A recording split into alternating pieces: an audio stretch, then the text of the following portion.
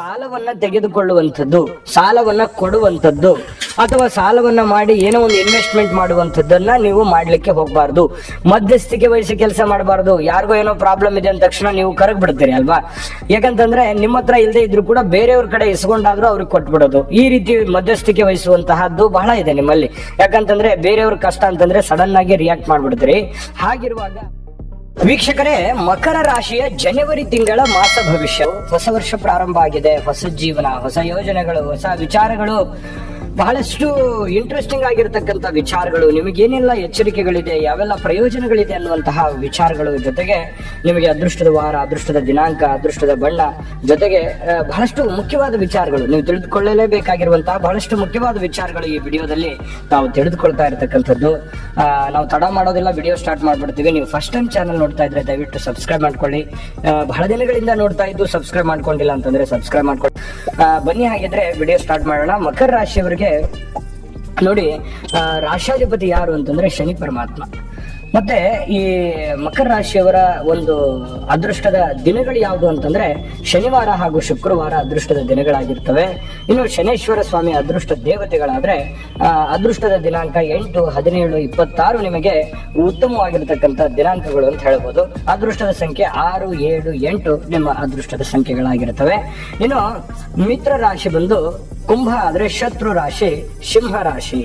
ಇನ್ನು ನಿಮಗೆ ಯಾವತ್ತಿಗೂ ಈ ಮಕರ ರಾಶಿಯವರ ತಕ್ಷಣ ಯಾವುದೇ ಒಂದು ಹದಗೆಟ್ಟಿರ್ತಕ್ಕಂಥ ವ್ಯವಸ್ಥೆಯನ್ನ ಅವ್ರ ಕೈಯಲ್ಲಿ ಕೊಟ್ರೆ, ಯಾವುದೇ ಒಂದು ಸಮಸ್ಯೆಯ ಒಂದು ಸುಳಿಯನ್ನ ಅವ್ರ ಕೈಯಲ್ಲಿ ಕೊಟ್ರೆ ಅದನ್ನ ತಮ್ಮ ಚಾಣಾಕ್ಷತನದಿಂದ, ಬುದ್ಧಿವಂತಿಕೆಯಿಂದ ಆ ವ್ಯವಸ್ಥೆಯನ್ನ ಯಶಸ್ವಿ ನಡೆಗೆ ಒಯ್ಯುವಂತಹ ಒಂದು ಕಲೆ ಆ ಮಕರ ರಾಶಿಯವರಲ್ಲಿ ಇರ್ತಕ್ಕಂಥದ್ದು. ಹದಗೆಟ್ಟಿರತಕ್ಕಂಥ ವ್ಯವಸ್ಥೆಯನ್ನ ಸುಧಾರಣೆ ಮಾಡತಕ್ಕಂತಹ ಕಲೆ ಈ ಮಕರ ರಾಶಿಯವರಲ್ಲಿ ಇರ್ತಕ್ಕಂಥದ್ದು. ಕಠಿಣ ಪರಿಶ್ರಮಿಗಳು, ಯಾಕಂತಂದ್ರೆ ಯಾವತ್ತಿಗೂ ಕೆಲಸದ ಮೇಲೆ ಹೆಚ್ಚಿನ ಒತ್ತನ್ನ ಕೊಡುವಂಥದ್ದು. ಯಾಕಂತಂದ್ರೆ ಎಂತಹ ಒಂದು ಸನ್ನಿವೇಶ ಇದ್ರೂ ಕೂಡ ಸೋಲನ್ನ ಒಪ್ಪಿಕೊಳ್ಳುವಂತಹ ವ್ಯಕ್ತಿಗಳೆಲ್ಲ ಮಕರ ರಾಶಿಯವರು. ಇಂತಹ ಮಕರ ರಾಶಿಯವರಿಗೆ ಜನವರಿ ತಿಂಗಳಲ್ಲಿ ಯಾವೆಲ್ಲ ಒಂದು ಫಲಗಳು ಇದೆ ಏನು ನೋಡಿ. ಜೀವನದಲ್ಲಿ ಸವಾಲುಗಳು, ಸಮಸ್ಯೆಗಳು ಇದು ನಿಮಗೇನು ಹೊಸದೇನಲ್ಲ. ಯಾಕಂತಂದ್ರೆ ಬಹಳಷ್ಟು ಒಂದು ಜವಾಬ್ದಾರಿಯುತವಾಗಿರ್ತಕ್ಕಂತಹ ಒಂದು ಸ್ಥಾನದಲ್ಲಿ ನೀವು ಇರ್ತೀರಿ.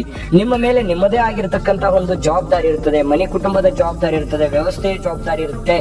ಯಾಕಂತಂದ್ರೆ ಒಂದು ನಂಬಿಕಸ್ಥ ವ್ಯಕ್ತಿಗಳು, ಯಾಕಂತಂದ್ರೆ ಒಂದು ನಂಬಿಕೆ ಇಟ್ಟುಕೊಂಡು ನಿಮಗೆ ಏನೇ ಒಂದು ವ್ಯವಸ್ಥೆಯನ್ನ ಕೊಟ್ಟರು ಕೂಡ ಅದನ್ನ ಸರಿದಾರಿಗೆ ಒಯ್ಯುವವರೆಗೂ ಕೂಡ ಕಠಿಣ ಪರಿಶ್ರಮವನ್ನ ಪಡ್ತಕ್ಕಂತಹ ವ್ಯಕ್ತಿಗಳಾಗಿರೋದ್ರಿಂದ ಬಹಳಷ್ಟು ಕೆಲವೊಂದು ಜವಾಬ್ದಾರಿಗಳು, ಚಿಂತೆಗಳು ಇರುತ್ತೆ ನಿಮ್ಮ ಮುಂದೆ. ಈ ತಿಂಗಳಲ್ಲಿ ಏನಿರುತ್ತೆ, ನಾನು ಅಂದುಕೊಂಡಂತ ಕೆಲಸ ಅಂದುಕೊಂಡಂಗೆ ಆಗುತ್ತಾ, ಆಗಲ್ವಾ, ಆಗದೆ ಇದ್ರೆ ಏನ್ ಮಾಡ್ಲಿ ಅನ್ನುವಂತಹ ಬಹಳಷ್ಟು ಒಂದು ಪ್ರಶ್ನೆಗಳು ನಿಮ್ಮ ಮನಸ್ಸಿನಲ್ಲಿ ಮನೆ ಮಾಡಿರುತ್ತೆ. ಆದ್ರೆ ಇಲ್ಲಿ ಈ ತಿಂಗಳಲ್ಲಿ ಖಂಡಿತವಾಗ್ಲೂ ಒಳ್ಳೆ ಫಲಗಳಿದೆ, ಆದ್ರೆ ಕೆಲವೊಂದು ಎಚ್ಚರಿಕೆಗಳಿದೆ. ಅದನ್ನ ನೀವು ಪಾಲಿಸಲೇಬೇಕು. ಅದನ್ನ ಎಚ್ಚರಿಕೆಗಳನ್ನ ನೀವು ಗಮನದಲ್ಲಿ ಇಟ್ಕೊಂಡ್ರೆ ಅದ್ಭುತವಾಗಿರ್ತಕ್ಕಂಥ ಫಲಗಳು ಸಿಗುತ್ತೆ ಅನ್ನುವಂಥದ್ದು ನೀವು ಗಮನಿಸಬೇಕಾಗತ್ತೆ. ಯಾಕಂತಂದ್ರೆ ವರ್ಷ ಆರಂಭ ಕೆಲವೊಂದು ಹಣಕಾಸಿನ ವಿಚಾರದಲ್ಲಿರ್ಬೋದು ಅಥವಾ ಇನ್ನಿತರ ವಿಚಾರದಲ್ಲಿ ಒಂದು ಚಿಂತೆ ಅನ್ನುವಂಥದ್ದು ನಿಮಗಿರುತ್ತೆ. ದೈಹಿಕವಾಗಿರ್ತಕ್ಕಂಥ ಆಯಾಸಗಳು ಕಂಡು ಬರುವಂಥದ್ದು, ಅಂದ್ರೆ ಫಿಸಿಕಲಿ ಫಿಟ್ ಆಗಿರಲ್ಲ ಅಥವಾ ಮೆಂಟಲಿ ಫಿಟ್ ಆಗಿರಂಗಿಲ್ಲ, ಈ ರೀತಿ ಆಗಿರ್ತಕ್ಕಂಥ ಸಮಸ್ಯೆಗಳಿರೋದ್ರಿಂದ ಆರೋಗ್ಯದ ಕಡೆ ಹೆಚ್ಚಿನ ಗಮನವನ್ನ ನೀವು ಹರಿಸಬೇಕಾಗುತ್ತೆ. ಮತ್ತೆ ಬಹಳ ದೊಡ್ಡ ಎಚ್ಚರಿಕೆ ಯಾವುದು ಅಂತಂದ್ರೆ ಸಾಲವನ್ನ ತೆಗೆದುಕೊಳ್ಳುವಂಥದ್ದು, ಸಾಲವನ್ನ ಕೊಡುವಂಥದ್ದು ಅಥವಾ ಸಾಲವನ್ನ ಮಾಡಿ ಏನೋ ಒಂದು ಇನ್ವೆಸ್ಟ್ಮೆಂಟ್ ಮಾಡುವಂಥದ್ದನ್ನ ನೀವು ಮಾಡ್ಲಿಕ್ಕೆ ಹೋಗ್ಬಾರ್ದು. ಮಧ್ಯಸ್ಥಿಕೆ ವಹಿಸಿ ಕೆಲಸ ಮಾಡಬಾರ್ದು. ಯಾರಿಗೋ ಏನೋ ಪ್ರಾಬ್ಲಮ್ ಇದೆ ಅಂದ ತಕ್ಷಣ ನೀವು ಕರಗ್ ಬಿಡ್ತೀರಿ ಅಲ್ವಾ? ಯಾಕಂತಂದ್ರೆ ನಿಮ್ಮ ಹತ್ರ ಇಲ್ಲದೆ ಇದ್ರು ಕೂಡ ಬೇರೆಯವ್ರ ಕಡೆ ಇಸ್ಕೊಂಡಾದ್ರೂ ಅವ್ರಿಗೆ ಕೊಟ್ಬಿಡೋದು. ಈ ರೀತಿ ಮಧ್ಯಸ್ಥಿಕೆ ವಹಿಸುವಂತಹದ್ದು ಬಹಳ ಇದೆ ನಿಮ್ಮಲ್ಲಿ. ಯಾಕಂತಂದ್ರೆ ಬೇರೆಯವ್ರ ಕಷ್ಟ ಅಂತಂದ್ರೆ ಸಡನ್ ಆಗಿ ರಿಯಾಕ್ಟ್ ಮಾಡ್ಬಿಡ್ತೀರಿ. ಹಾಗಿರುವಾಗ ಸ್ವಲ್ಪ ಯಾವುದೇ ಸಹಿ ಮಾಡುವಾಗಲಿ, ಅಗ್ರಿಮೆಂಟ್ ಮಾಡುವಾಗಲಿ ಅಥವಾ ಯಾವುದೇ ಮಧ್ಯಸ್ಥಿಕೆ ವಹಿಸುವಾಗಲಿ, ಸಾಲ ತೆಗೆದುಕೊಳ್ಳುವಾಗ, ಸಾಲ ಕೊಡುವಾಗ ಈ ಎಲ್ಲ ಎಚ್ಚರಿಕೆಗಳನ್ನ ನೀವು ಪಾಲಿಸ್ತಿದ್ರೆ ಬಹಳ ಒಳ್ಳೆಯ ಒಂದು ಫಲಗಳು ನಿಮಗೆ ಸಿಗುತ್ತೆ. ಈ ವಿಡಿಯೋದಿಂದ ತಿಳ್ಕೊಬೇಕಾಗಿರುವಂತಹ ಬಹುಮುಖ್ಯವಾದ ಅಂಶ ಅಂತ ಹೇಳ್ಬೋದು. ಇನ್ನು ಕಾನೂನಿನ ವಿಚಾರದಲ್ಲಿ ಸ್ವಲ್ಪ ಎಚ್ಚರಿಕೆ ಇರಲಿ. ಯಾಕಂತಂದ್ರೆ ಸಣ್ಣ ಪುಟ್ಟ ವಿಚಾರಗಳನ್ನ ನೀವು ಅಲಕ್ಷ್ಯ ಮಾಡಿ ಬಿಟ್ರೆ ಕಾನೂನಿನ ತೊಡಕುಗಳು ಎದುರಾದಿತ್ತು. ಸಣ್ಣ ಪುಟ್ಟ ಯಾವುದೇ ಒಂದು ಇಶ್ಯೂಸ್ ಇದ್ದಾವೆ ಅಂತಂದ್ರೆ ಆಗಿಂದಾಗೆ ಆ ಸಮಸ್ಯೆಯನ್ನ ಸರಿ ಮಾಡಿಕೊಂಡು ಮುಂದೆ ಹೋಗುವಂತ ಪ್ರಯತ್ನವನ್ನು ಮಾಡ್ಕೊಳ್ಳಿ. ವ್ಯಾಪಾರದಲ್ಲಿ ಬಹಳ ಎಚ್ಚರಿಕೆ ಇರಬೇಕು. ಸಿಕ್ಕಾಪಟ್ಟೆ ಕಾಂಪಿಟೇಷನ್ ಇರುತ್ತೆ. ನೀವು ಸ್ವಲ್ಪ ಆರಾಮಾಗಿ ನಾನು ಏನೋ ಒಂದು ಸಾಧನೆ ಮಾಡ್ಬಿಡ್ತೀನಿ ಅನ್ನೋ ತರ ಇರಲ್ಲ. ಯಾಕಂತಂದ್ರೆ ಕಾಲಕ್ಕೆ ನೀವು ವ್ಯಾಪಾರದಲ್ಲಿ ಏನೆಲ್ಲ ಒಂದು ಬದಲಾವಣೆಗಳನ್ನ ಮಾಡ್ಕೋಬೇಕು ಯಾವೆಲ್ಲ ರೀತಿಯಲ್ಲಿ ಅದನ್ನ ಪರಿವರ್ತಿಸಬೇಕು ಅನ್ನುವಂಥದ್ರ ಕಡೆ ನೀವು ಹೆಚ್ಚಿನ ಗಮನವನ್ನ ಕೊಡಬೇಕು, ಜೊತೆಗೆ ಹೆಚ್ಚಿನ ಸಮಯವನ್ನ ವಿನಿಯೋಗಿಸ್ಕೋಬೇಕಾಗತ್ತೆ ವ್ಯಾಪಾರದಲ್ಲಿ. ಅಂದಾಗ ಮಾತ್ರ ನಿಮಗೆ ಲಾಭದಾಯಕವಾದ ಫಲಗಳು ಸಿಗ್ತವೆ ಅನ್ನುವಂಥದ್ದು ನೀವು ಗಮನದಲ್ಲಿ ಇಟ್ಕೋಬೇಕಾಗತ್ತೆ. ಇನ್ನು ವಿರುದ್ಧ ಲಿಂಗದ ವ್ಯಕ್ತಿಗಳ ಜೊತೆಯಲ್ಲಿ ಕಿರಿಕಿರಿ ಇರುತ್ತೆ. ಅಂದ್ರೆ ನೀವು ಪುರುಷರಾಗಿದ್ರೆ ಸ್ತ್ರೀಯರ ಜೊತೆಯಲ್ಲಿ, ಸ್ತ್ರೀಯರಾಗಿದ್ರೆ ಪುರುಷರ ಜೊತೆಯಲ್ಲಿ ಏನೋ ಒಂದು ಕಾಂಟ್ರವರ್ಸಿ ಕ್ರಿಯೇಟ್ ಆಗುತ್ತೆ, ಸುಮ್ನೆ ಅಪವಾದ ಆಗುತ್ತೆ, ಯಾವುದೇ ವ್ಯವಹಾರದಲ್ಲಿ ಕಿರಿಕಾಗ್ಬೋದು, ಏನಾದ್ರೂ ಒಂದು ವಿಚಾರಕ್ಕೆ ಸಂಬಂಧಪಟ್ಟಂತಹ ಸಮಸ್ಯೆಗಳು ಎದುರಾಗ್ಬೋದು. ಈ ಒಂದು ನಿಟ್ಟಿನಲ್ಲಿ ನೀವು ಸ್ವಲ್ಪ ಅಡ್ವಾನ್ಸ್ ಆಗಿನೇ ಅದ್ರ ಬಗ್ಗೆ ಥಿಂಕ್ ಮಾಡಿಕೊಂಡು ನೀವಾಯ್ತು ನಿಮ್ ಕೆಲಸ ಆಯ್ತು ಇರುವಂತದ್ದು ಬಹಳ ಒಳ್ಳೆಯದು. ಇನ್ನು ಮಕ್ಕಳಿಂದ ಚಿಂತೆ ಇರುತ್ತೆ, ಮಕ್ಕಳಿಗಾಗಿ ಏನೋ ಒಂದು ತಕ್ಕೊಡ್ಬೇಕು, ಅವ್ರಿಗೆ ವಸ್ತು ಒಡವೆಗಳನ್ನ ತಕ್ಕೊಡ್ಬೇಕು, ಮದುವೆ ಮಾಡ್ಬೇಕು, ಕೆಲಸ ಹುಡುಕ್ಸ್ಬೇಕು, ಅಥವಾ ಏನೋ ಸ್ಕೂಲ್ ಫೀಸ್ ಕಟ್ಟಬೇಕು, ಯಾವ್ದೋ ಒಂದು ಚಿಂತೆ ಇರುತ್ತೆ ಮಕ್ಕಳ ವಿಚಾರದಲ್ಲಿ. ಅವರಿಗೆ ಬೇಕು ಬೇಡಗಳ ಬಗ್ಗೆ ಒಂದು ನಿಮ್ಮ ಮನಸ್ಸಿನಲ್ಲಿ ಒಂದು ಚಿಂತನೆ ಅನ್ನುವಂಥದ್ದು ಇರುತ್ತೆ. ಹಾಗಾಗಿ ಸ್ವಲ್ಪ ಅಡ್ವಾನ್ಸ್ ಆಗಿನೇ ಪ್ಲಾನ್ ಮಾಡ್ಕೊಂಡ್ರೆ ಅಷ್ಟೇನು ದೊಡ್ಡ ಸಮಸ್ಯೆಗಳು ಆಗಲ್ಲ, ಆಯ್ತಾ. ಇನ್ನು ಉದ್ಯೋಗದಲ್ಲಿ ಒಂದು ಚಿಂತೆ ಅನ್ನುವಂಥದ್ದು ಇರುತ್ತೆ. ಏನಪ್ಪಾ ಇಷ್ಟು ಕಷ್ಟ ಪಡ್ತಾ ಇದ್ದೀನಿ, ನಾನು ಕೆಲಸ ಮಾಡ್ತಾ ಇದ್ದೀನಿ, ನಾನು ಅನ್ಕೊಂಡಂತ ರಿಸಲ್ಟ್ ನನಗೆ ಸಿಗ್ತಾ ಇಲ್ವಲ್ಲ ಅನ್ನುವಂಥ ಚಿಂತೆ ಇರುತ್ತೆ. ಅದ್ರ ಚಿಂತೆ ಮಾಡಬೇಡಿ, ಪ್ರಯತ್ನ ನಿರಂತರವಾಗಿ ಮಾಡಿ, ಖಂಡಿತವಾಗಿಯೂ ನಿಮಗೆ ಅದ್ಭುತವಾಗಿರ್ತಕ್ಕಂಥ ಫಲ ಸಿಗುವಂತಹ ಸಾಧ್ಯತೆಗಳು ಕಂಡು ಬರ್ತಾ ಇರ್ತಕ್ಕಂಥದ್ದು. ಜೊತೆಗೆ ಈ ಸಾರ್ವಜನಿಕ ವಲಯದಲ್ಲಿರ್ಬೋದು, ನೆರೆಹೊರೆಯಲ್ಲಿರ್ಬೋದು, ಕಾರ್ಯಕ್ಷೇತ್ರದಲ್ಲಿರ್ಬೋದು, ರಿಲೇಷನ್ ಅಲ್ಲಿರ್ಬೋದು, ಜನಗಳ ವಿಚಾರಕ್ಕೆ ಸಂಬಂಧಿಸಿರ್ತಕ್ಕಂಥ ಯಾವುದಾದ್ರೂ ವಿಚಾರಗಳಿರ್ಲಿ ಮಾತಾಡ್ಲಿಕ್ಕೆ ಹೋಗ್ಬೇಡಿ. ನೀವಾಯ್ತು ನಿಮ್ ಕೆಲಸ ಆಯ್ತು. ಯಾಕಂದ್ರೆ ನೀವು ಒಳ್ಳೇದ್ ಮಾತಾಡಿದ್ರು ಕೆಟ್ಟದನ್ನಾಗಿ ತಿಳ್ಕೊಳ್ಳುವಂತ ಜನ ಇರುವಾಗ ನೀವು ಏನೋ ಒಂದು ವಿಷಯ ಹೇಳ್ತಾ ಇದ್ರಿ ಅಂತ ಸುಮ್ಮನೆ ಕಾಂಟ್ರವರ್ಸಿ ಕ್ರಿಯೇಟ್ ಆಗ್ತವೆ. ಆ ಕಾಂಟ್ರವರ್ಸಿಯಿಂದ ನಿಮಗೆ ಖ್ಯಾತಿಗೆ ಧಕ್ಕೆಗಳಾಗುವಂತಹ ಸಾಧ್ಯತೆಗಳು ಕಂಡು ಬರುವಂತಹ ಸಾಧ್ಯತೆ ಇರೋದ್ರಿಂದ ಸ್ವಲ್ಪ ಮಾತಿನಲ್ಲಿ ಹಿಡಿತವನ್ನ ಇಟ್ಕೊಂಡು ಕೆಲಸ ಮಾಡುವಂಥದ್ದು ಒಳ್ಳೆಯದು. ಇನ್ನು ನಿಮಗೆ ಅದ್ಭುತವಾದಂತಹ ವಿಚಾರಗಳು ಈ ವಿಡಿಯೋದಲ್ಲಿ ತಿಳಿಸ್ಕೊಡ್ತೀನಿ, ಪರಿಹಾರಗಳು ತಿಳಿಸ್ಕೊಡ್ತೀನಿ.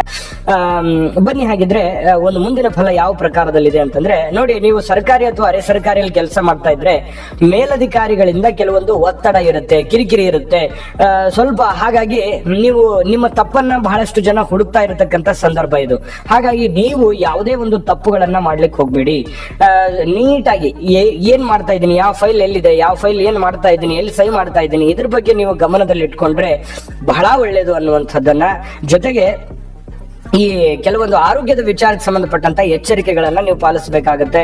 ಊಟದ ವಿಚಾರದಲ್ಲಿರ್ಬೋದು, ನೀರಿನ ವಿಚಾರದಲ್ಲಿರ್ಬೋದು, ಶುದ್ಧತೆಯನ್ನ ಪರಿಶೀಲನೆ ಮಾಡ್ಕೊಳ್ಳಿ. ಜೊತೆಗೆ ಯೋಗ, ಧ್ಯಾನ, ವಾಕಿಂಗ್, ವ್ಯಾಯಾಮ ಈ ರೀತಿಯಂತಹ ಒಂದು ಪ್ರಯತ್ನಗಳನ್ನ ನೀವು ಮಾಡಿಕೊಂಡಾಗ ಆರೋಗ್ಯ ಅನ್ನುವಂಥದ್ದು ನಿಮಗೆ ವೃದ್ಧಿ ಆಗುತ್ತೆ. ಸ್ವಲ್ಪ ಆಸ್ಪತ್ರೆಗೆ ಅಲದಾಡುವಂತ ಸಮಸ್ಯೆಗಳು ಕ್ಲಿಯರ್ ಆಗುತ್ತೆ, ಹಣ ಉಳಿತಾಯ ಆಗುತ್ತೆ ಅನ್ನುವಂಥದ್ದನ್ನ ನೀವು ಗಮನದಲ್ಲಿ ಇಟ್ಕೋಬೇಕಾಗತ್ತೆ.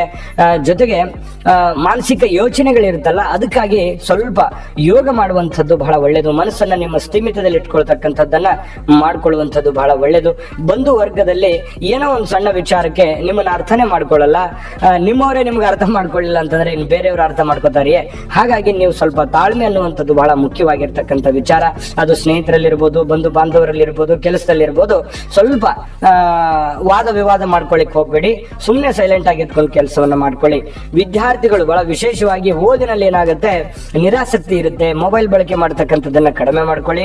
ಜೊತೆಗೆ ಮಕರ ರಾಶಿಯವರು ಆಲ್ಮೋಸ್ಟ್ ಮೊಬೈಲ್ ಬಳಕೆಯನ್ನ ಕಡಿಮೆ ಮಾಡೋದು ಒಳ್ಳೇದು ಈ ಸಂದರ್ಭದಲ್ಲಿ. ಯಾಕಂದ್ರೆ ಮೊಬೈಲ್ ಅನ್ನುವಂಥದ್ದು ಒಂದು ಮಾಯ ಇದೆಯಲ್ಲ, ಅದು ಸಮಯ ಕಳೆಯುವಂಥದ್ದು ಗೊತ್ತಾಗಲ್ಲ. ನಿಮ್ಮ ಕೆಲಸ ಮೊಬೈಲ್ ಅಲ್ಲೇ ಇದ್ರೆ ನಾನೇನು ಪ್ರಶ್ನೆ ಮಾಡಲ್ಲ, ಬಟ್ ಆದ್ರೆ ಮೊಬೈಲ್ ಬಿಟ್ಟು ನಿಮ್ ಕೆಲಸ ಇರುತ್ತೆ ಅನ್ನೋದಾದ್ರೆ ಖಂಡಿತವಾಗ್ಲೂ ಅದ್ರ ಬಳಕೆಯನ್ನ ಕಡಿಮೆ ಮಾಡಿಕೊಂಡು ಕೆಲಸದ ಕಡೆ, ಓದಿನ ಕಡೆ ಹೆಚ್ಚಿನ ಒಂದು ಆಸಕ್ತಿಯನ್ನ ನೀವು ರೂಢಿಸ್ಕೊಂಡ್ರೆ ಖಂಡಿತವಾಗಿಯೂ ನಿಮ್ಗೆ ಒಳ್ಳೆ ಫಲ ಸಿಗುತ್ತೆ. ವ್ಯಾಪಾರದಲ್ಲಿ ಸಾಲ ಮಾಡ್ತಕ್ಕಂಥ ಸಂದರ್ಭಗಳು ಇರ್ತವೆ. ಹಾಗಾಗಿ ಇರುವಷ್ಟರಲ್ಲಿ ಏನ್ ಮಾಡ್ಲಿಕ್ಕೆ ಸಾಧ್ಯ ಇದೆ ಅದನ್ನ ಮಾಡ್ಕೊಳ್ಳಿ. ಮತ್ತೆ ಕೆಲವೊಂದು ಸ್ಥಾನಗಳು ಬದಲಾವಣೆಗಳಾಗುವಂತ ಸಾಧ್ಯತೆ, ವ್ಯಾಪಾರ ಬದಲಾಯಿಸಬಹುದು ಅಥವಾ ನೀವು ಮಾಡುವಂತ ಕೆಲಸ ಕಾರ್ಯಗಳನ್ನು ಬದಲಾಯಿಸುವಂತ ಯೋಜನೆಯನ್ನ ರೂಪಿಸ್ಕೊಂಡಿರ್ಬೋದು. ಸಾಧ್ಯವಾದ್ರೆ ಇರುವಷ್ಟರಲ್ಲಿನೇ ಏನ್ ಮಾಡ್ಲಿಕ್ಕೆ ಸಾಧ್ಯ ಆಗುತ್ತೆ ಅದನ್ನ ಮಾಡ್ಕೊಳ್ಳಿ. ಹೆಚ್ಚಿನದನ್ನ ಮಾಡೋದ್ರ ಕಡೆ ಹೆಚ್ಚು ಗಮನವನ್ನ ಕೊಡ್ಲಿಕ್ಕೆ ಹೋಗ್ಬೇಡಿ. ಅಂದ್ರೆ ನಾನು ಪರಿಹಾರಗಳನ್ನ ತಿಳಿಸ್ಕೊಡ್ತೀನಿ. ಅಂದ್ರೆ ಈ ತಿಂಗಳಲ್ಲಿ ನಿಮಗೆ ಒಳ್ಳೆ ಫಲಗಳೇ ಇದೆ, ಆದ್ರೆ ಕೆಲವೊಂದು ಎಚ್ಚರಿಕೆಗಳಿದೆಯಲ್ಲ, ಆ ಎಚ್ಚರಿಕೆಗಳನ್ನ ನೀವು ಫಾಲೋ ಮಾಡಿದ್ರೆ ಅದ್ಭುತವಾಗಿರ್ತಕ್ಕಂಥ ಫಲ ಸಿಗುತ್ತೆ. ನೀವು ನಿರೀಕ್ಷೆ ಮಾಡಿದಕ್ಕಿಂತಲೂ ಹೆಚ್ಚಿನ ಒಂದು ಲಾಭಗಳು, ಪ್ರಯೋಜನಗಳು ನಿಮಗೆ ಸಿಗುವಂತ ಸಾಧ್ಯತೆಗಳಿದೆ. ಈ ವಿಡಿಯೋ ನಿಮಗೆ ಅದಕ್ಕೋಸ್ಕರ ಉಪಯೋಗ ಆಗುತ್ತೆ ಅಂತ ನಾನು ಭಾವಿಸಿದ್ದೀನಿ. ಉಪಯೋಗ ಆಗಿದ್ರೆ ದಯವಿಟ್ಟು ಲೈಕ್ ಮಾಡಿ, ಶೇರ್ ಮಾಡಿ, ನಮ್ಮ ಚಾನಲ್ ಸಬ್ಸ್ಕ್ರೈಬ್ ಮಾಡ್ಕೊಳ್ಳಿ. ಪರಿಹಾರಗಳನ್ನು ತಿಳಿಸ್ಕೊಡ್ತೀನಿ. ವಿಡಿಯೋದ ಕೆಳಗಡೆ ಡಿಸ್ಕ್ರಿಪ್ಷನ್ ಅಲ್ಲಿ ಲಿಂಕ್ ಇದೆ, ಅಲ್ಲೂ ಕೂಡ 12 ರಾಶಿಯವರ ಜನವರಿ ತಿಂಗಳ ಮಾಸ ಫಲಗಳು ಸಿಗ್ತವೆ. ಬನ್ನಿ ಹಾಗಿದ್ರೆ ಜನವರಿ ತಿಂಗಳಲ್ಲಿ ಮಕರ ರಾಶಿಯವರು ಯಾವೆಲ್ಲ ಒಂದು ಪರಿಹಾರಗಳನ್ನು ಮಾಡ್ಕೋಬೇಕು ಅಂತಂದ್ರೆ, ನೋಡಿ, ಮಹಾಮೃತ್ಯುಂಜಯ ಮಂತ್ರವನ್ನ ಪಠಣ ಮಾಡ್ತಕ್ಕಂಥದ್ರಿಂದ ಬಹಳ ಅದ್ಭುತವಾಗಿರ್ತಕ್ಕಂಥ ಫಲ ನಿಮ್ಗೆ ಸಿಗುತ್ತೆ. ಇದನ್ನ ನೀವು ಖಂಡಿತವಾಗ್ಲೂ ಪ್ರಯತ್ನವನ್ನ ಮಾಡ್ಕೊಳ್ಳಿ. ಮನೆ ದೇವರ ಆರಾಧನೆಯನ್ನ ಮಾಡ್ಕೊಳ್ಳಿ, ಸಾಧು ಸಂತರ ದರ್ಶನವನ್ನ ಮಾಡ್ಕೊಳ್ಳಿ, ಸೇವೆಯನ್ನ ಮಾಡ್ಕೊಳ್ಳಿ, ಅನಾಥರ ಸೇವೆಯನ್ನ ಮಾಡ್ಕೊಳ್ಳಿ. ಜೊತೆಗೆ ಈ ಪಶು ಪಕ್ಷಿಗಳಿಗೆ ಆಹಾರವನ್ನ ಹಾಕುವಂತಹ ಪ್ರಯತ್ನವನ್ನ ಮಾಡಿ, ತಂದೆ ತಾಯಿಗಳಿಗೆ ಗೌರವವನ್ನ ಕೊಡುವಂಥದ್ದು, ಗುರುಗಳಿಗೆ ಗೌರವವನ್ನ ಕೊಡುವಂತಹ ಪ್ರಯತ್ನವನ್ನ ಮಾಡಿ. ಖಂಡಿತವಾಗಿಯೂ ನಿಮಗೆ ಬಹಳಷ್ಟು ಅನುಕೂಲತೆಗಳಾಗತ್ತೆ, ಪ್ರಯೋಜನಗಳಾಗತ್ತೆ ಅನ್ನುವಂಥದ್ದನ್ನ ನಿಮ್ಮ ಗಮನದಲ್ಲಿಟ್ಕೊಳ್ಳಿ. ಒಳ್ಳೇದಾಗ್ಲಿ. ಸರ್ವೇ ಜನಃ ಸುಖಿನೋ ಭವಂತು.